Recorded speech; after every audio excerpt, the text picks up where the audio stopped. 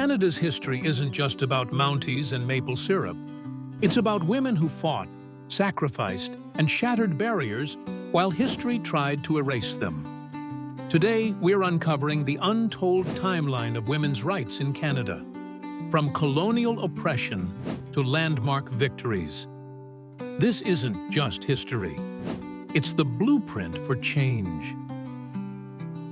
1. The early struggles, 1600s, 1800s. Survival in a man's world. Before Canada was a country, women were already shaping it, but under brutal constraints.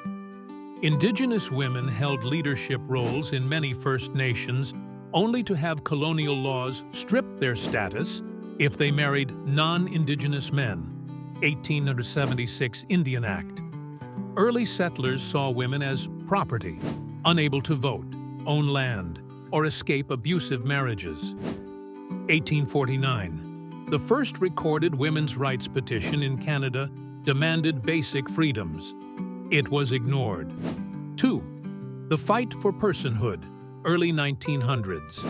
Are women even people? In 1929, Canada's Supreme Court was asked a shocking question. Are women persons under the law? The court said no, until the famous 5 women appealed to Britain's Privy Council and won. But even then, Indigenous and Asian women were still barred from voting for decades. 1921. Agnes MacPhail became Canada's first female MP, but Parliament didn't have a women's washroom until 1990. 3. The Quiet Revolution, 1950s, 1980s, breaking the glass ceiling. Post-World War II, women were pushed back into the kitchen, but they fought harder. 1960, Indigenous women finally got the federal vote. 1969, the Royal Commission on the Status of Women exposed systemic discrimination. 1982, the Charter of Rights finally guaranteed gender equality. On paper. But equal pay, still a myth. 4.